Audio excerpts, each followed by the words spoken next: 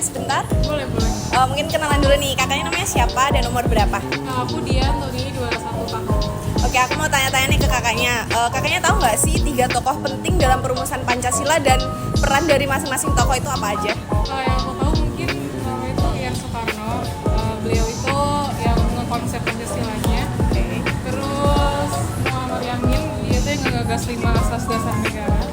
Sementara itu mungkin Pak Supomo, dia itu yang mewakili gagasan negara integralistik. Oke, aku mau kasih pertanyaan selanjutnya. Kakaknya tahu nggak masing-masing sila itu punya lambang? Coba tebak satu aja deh. Tebak satu lambangnya. Tebak satu Mungkin lambang. sila pertama keluaran yang Maha Esa itu lambangnya bintang. Oh, oke. Terima kasih ya Kak udah menyempatkan waktunya. Bye. Permisi, sorry ganggu waktunya. Boleh nggak kalau aku minta waktunya buat tanya-tanya sebentar? Boleh. Oke, sebelumnya mungkin boleh kenalin nama sama umurnya. Oke, halo semuanya, aku Joycelyn, umur aku 20 tahun. Oke Kak Joy, kita sekarang mau tanya-tanya tentang Pancasila. Nah, menurut kakak kenapa sih dulu para pendiri bangsa kita ini merasa perlu adanya Pancasila?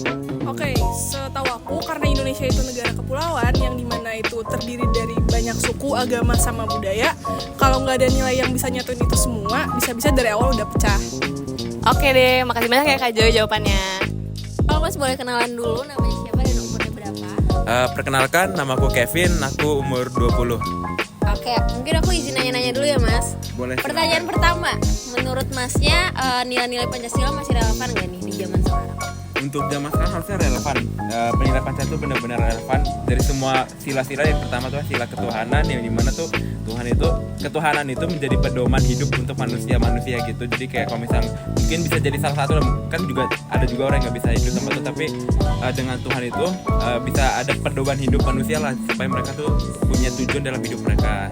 Terus yang kedua dari sisi kemanusiaan, ya sebagai kita manusia kan masa kita sesama manusia saling makin saling membenci atau gak ada rasa peduli satu dengan lain. Jadi itu diperlukannya rasa kemanusiaan di zaman sekarang. Terus juga yang di ketiga persatuan dengan dicampur dengan kemanusiaan tadi, ya rasa kemudian satu dengan yang lain membuat kita tuh bersatu gitu. Kita punya, karena segala sesuatu yang dikerjakan sendiri itu susah gitu. Jadi harus perlunya orang lain, dan dimana orang lain itu disatukan supaya bisa menjadi suatu hal yang bisa mencapai suatu hal yang diinginkan gitu. Karena untuk poin yang keempat, ke musyawaratan, tentunya musyawaratan ini tentunya penting untuk mengambil keputusan. Kalau misalnya kita mengambil keputusan sepihak, tentunya itu akan menghasilkan sebuah pilihan yang bias.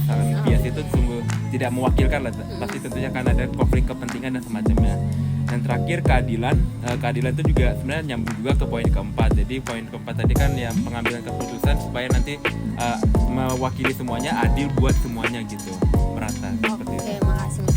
Pertanyaan selanjutnya mungkin Masnya kan sebagai Gen Z nih ya. Ya, Menurut Masnya penting nggak sih Pancasila ini buat anak muda zaman sekarang?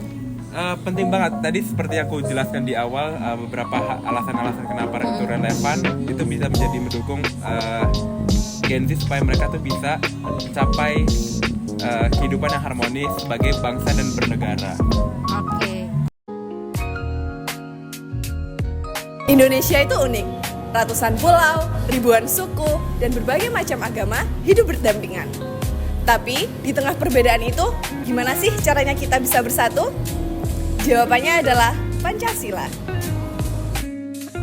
Lahir di tengah perjuangan melawan penjajah, Pancasila bukan sekedar pidato Bung Karno di tahun 1945. Pancasila merupakan dasar dari nilai-nilai yang sudah diterapkan di masyarakat, seperti musyawarah, keadilan, dan gotong royong. Perumusannya pun bukan proses mudah. Ada debat panas antara kelompok nasionalis dan religius. Tapi karena semangat persatuan, mereka menemukan jalan tengah. Inilah bukti bahwa Pancasila lahir dari kompromi sosial, bukan paksaan politik. Pancasila bukanlah hanya dasar negara, ia adalah nafas dari perjuangan bangsa. Lahir dari pergolakan sosial, tumbuh dari semangat persatuan, dan akan menjadi harapan akan masa depan yang adil dan damai bagi semua. Proses perumusan Pancasila dimulai dari sidang pertama BPUPKI pada tanggal 29 Mei hingga 1 Juni 1945. Dalam sidang tersebut, 3 tokoh utamanya yaitu Muhammad Yamin, Supomo, dan Insinyur Soekarno mengusulkan dasar negara Indonesia merdeka. Muhammad Yamin mengusulkan 5 asas dasar negara secara lisan dan tulisan, sedangkan Supomo menekankan pada asas integralistik. Pada tanggal 1 Juni 1945, Insinyur Soekarno menyampaikan pidato yang memperkenalkan istilah Pancasila sebagai dasar negara yang terdiri dari 5 sila yang kemudian menjadi cikal bakal Pancasila seperti yang dikenal sekarang. Setelah pidato Soekarno, dibentuklah Panitia 9 yang bertugas untuk merumuskan kebijakan-kebijakan tersebut dalam bentuk piagam. Pada 22 Juni 1945, Panitia 9 tersebut menghasilkan satu dokumen yang dikenal sebagai Piagam Jakarta yang menjadi dasar penyusunan pembukaan UUD 1945. Pada 18 Agustus 1945, sehari setelah proklamasi kemerdekaan, PPKI mengesahkan UUD 1945 dengan Pancasila sebagai dasar negara yang sah. Dalam prosesnya, terdapat perubahan redaksi sila pertama untuk mengakomodasi seluruh elemen bangsa demi menjaga persatuan. Secara sosial, proses perumusan Pancasila mencerminkan kondisi masyarakat Indonesia yang beragam namun tetap memiliki semangat kebersamaan. Berbagai pandangan tokoh bangsa Indonesia disatukan melalui musyawarah dan tetap memiliki semangat saling menghargai. Ini menunjukkan bahwa sejak awal Pancasila lahir dari kesadaran sosial akan pentingnya persatuan di tengah keberagaman agama, budaya, dan ideologi.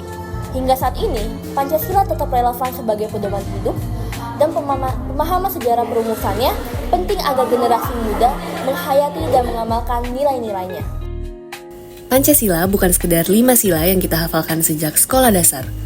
Lebih dari itu, Pancasila merupakan panduan hidup bagi seluruh masyarakat Indonesia. Nilai-nilai Pancasila pun mencerminkan kehidupan sosial yang kita jalani sehari-hari. Mari kita lihat bersama.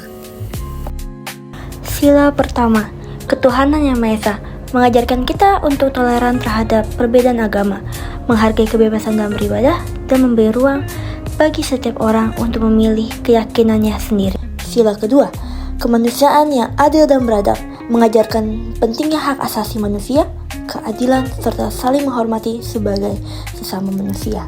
Sila ketiga, persatuan Indonesia, menumbuhkan cinta tanah air dan memperkuat semangat kebangsaan demi menjaga keutuhan bangsa. Sila keempat, kerakyatan yang dipimpin oleh hikmat kebijaksanaan dalam permusyawaratan perwakilan, menekankan pentingnya musyawarah untuk mufakat, menghargai pendapat orang lain, serta menjunjung keadilan dalam pengambilan keputusan. Dan sila kelima yaitu keadilan sosial bagi seluruh rakyat Indonesia. Sila ini menjadi dasar dari semangat gotong royong, kesetaraan, dan keadilan sosial di tengah masyarakat. Lalu, mengapa Pancasila begitu penting? Karena Pancasila adalah fondasi kebangsaan yang mengukuhkan identitas kolektif dan bangsa. Selain itu, Pancasila juga menjadi panduan hidup yang menuntun kita dalam berperilaku. Pancasila juga menjadi landasan hukum dalam penyusunan peraturan negara. Dan ini terpenting, Pancasila adalah alat untuk menjaga persatuan serta kesatuan Indonesia. Dalam kehidupan sosial, fungsi Pancasila begitu besar. Ia menjadi pemersatu bangsa yang terdiri dari beragam suku, agama, dan budaya, lalu menjadi identitas nasional yang membedakan Indonesia dari bangsa lain. Dan juga jiwa dan kepribadian bangsa yang tercermin dalam sikap gotong royong, toleransi, keadilan, serta saling menghargai. Jadi, mari kita terus jaga dan amalkan nilai-nilai Pancasila dalam kehidupan kita sehari-hari. Karena Pancasila bukan hanya milik masa lalu, tapi juga harapan masa depan Indonesia.